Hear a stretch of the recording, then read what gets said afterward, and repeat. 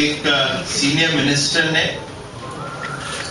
कल कहा कि भारतीय जनता पार्टी की पॉलिसीज के खिलाफ उन लोग 7th, 8th, 14th, 15th फरवरी को धरना प्रदर्शन करेंगे, विरोध करेंगे। That's their democratic right, so they are allowed to do that. लेकिन उन्होंने दो विषय रखे, एक तो लैंड एक्विजिशन रखा, ऑर्डिनेंस जो आया, दूसरा आया ऑन द कम्युनल पॉलिटिक्स।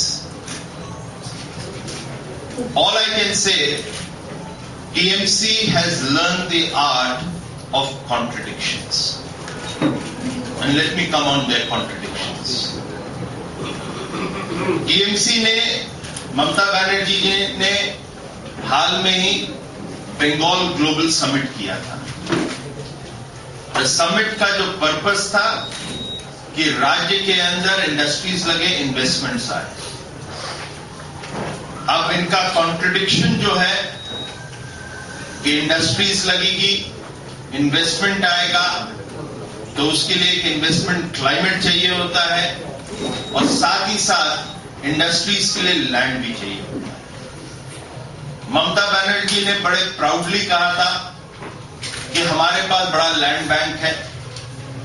शायद उनको आइडिया कम होगा कि मेरे पास 200 या 300 एकड़ इधर है, वहीं पे जाके सब इंडस्ट्रीज लग जाती है। It doesn't happen like that. अब उसके लिए मैं प्रेस कॉन्फ्रेंस में तो उनको ज्यादा नहीं बोल सकता, लेकिन किसी भी स्पेशलिस्ट से पूछेंगे, industries come on corridors which is called industrial corridors. उसके लिए आपको रेलवे ट्रैक चाहिए होता है, उसके लिए आपको रोड चाहिए होता है, नेटवर्क चाहिए होता है, समटाइम्स पोर्ट चाहिए होता है या एयरपोर्ट चाहिए होता है। सो आप ग्रीन फील्ड के अंदर जाते हैं, उसको एक्वायर करते हैं। अब उसके लिए एक्विजिशन करना पड़ता है। तो ममता बनर्जी एंड टीएमसी का चार्ज है कि बीजेपी लैंड एक्विजिशन ऑर्डिनेंस के थ्रू एंटी फार्मर है। लेट मी क्लैरिफाई कि 2013 का जो लैंड एक्विजिशन एक्ट है, उसके तहत 19 ऐसे पार्लियामेंट्री बिल्स थे अंडर विच आप लैंड को एक्वायर कर सकते हैं without complying to 2013 land acquisition act, जिसमें आपको कॉम्पनसेशन विच इज 4 times और आरआर रिहैबिलिटेशन एंड रीसेटलमेंट का जो पैकेज बनाना होता है वो लागू नहीं होगा। तो फार्मर्स को, जो किसान है, जब आप उस 19 बिल के आधार पर पुराने जो 1895 का जो एक्ट है उसके तहत आप जमीन अधिग्रहण करते हैं, तो फार्मर को, किसानों को उससे फायदा नहीं मिलता, क्योंकि आप उसको ना तो 4 गुना दाम दे सकते हैं, न ही आप आरआर पैकेज दे सकते हैं।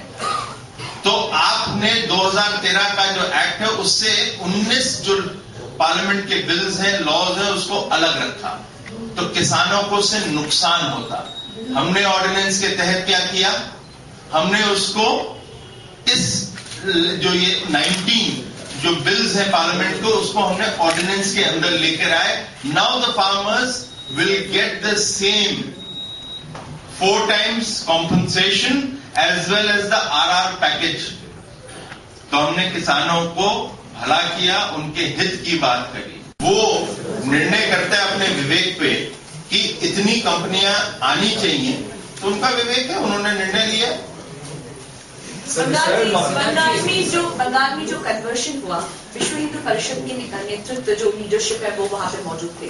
तो जिस तरह से बीजेपी अब बंगाल में 2016 के इलेक्शन को टारगेट कर रही है, क्या बीजेपी के लिए मुश्किल नहीं बढ़ा रही? हमारे लिए कोई नहीं मुश्किल है। हमारा एक ही एजेंडा है, बंगाल के अंदर विकास वापस आए, सुशासन वापस आए, और जो आतंकी लोग यहाँ पे आए हैं उनको यहाँ से भगाया जाए।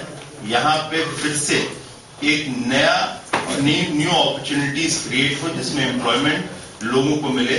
और मोदी जी का जो नारा है, सबका साथ सबका विकास, यहीं पे वो सब ठीक है, लेकिन कन्वर्शन क्या आप लोगों के लिए मुश्किल नहीं बढ़ाएंगे? हमारे लिए कोई मुश्किल नहीं है। भारतीय जनता पार्टी का जो स्टैंड है वो मैंने स्पष्ट कर दिया है।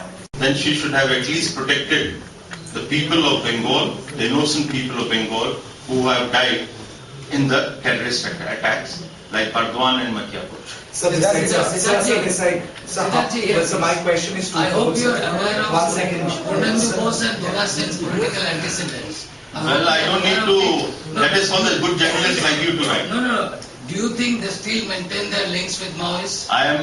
Few things should be left to journalism, and I'm sure a journalist like you will always find the links and there you will establish them also. Are you aware of the political antecedents? जितना बोलना था मैं बोल दिया। I'm certainly aware. Sir, my question is twofold, sir. First of all, how will you infer the fact that Mukul Roy has a change of heart as far as CBI investigation is concerned? Because you know the party has a specific stance. They call CBI a political challenge, which they say have accepted. On the other hand, Mukul Roy is saying that he would cooperate with the CBI investigation. What is the reason behind this change of heart, A? And B, as you have said that you would not accept anybody who has got any sort of links with Sharda chit fund scam, will BJP as a party ever embrace Shubhendu Adhikari? Because Mamata Banerjee has gone to the court saying that Shubhendu Adhikari has been approached by BJP. Two questions, sir. Well, your first question is being wrongly directed to us. It should be going to either Mamata Banerjee or Mukul Roy. If Mr. Mukul Roy has a change of heart, then he needs to be questioned, not us. Secondly, if somebody wants to follow and cooperate with CBI or with the investigation, I think I don't have, or you should have any reasons to complain. Thirdly, Shubhendu Adhikari, BJP में आए या ना आए, I can't really say because we have not approached, neither we have something coming from there. But certainly, we will need to screen each and everybody coming from TMC or any political party so that we are clear that nobody carries the charge and the taint of Sharda chit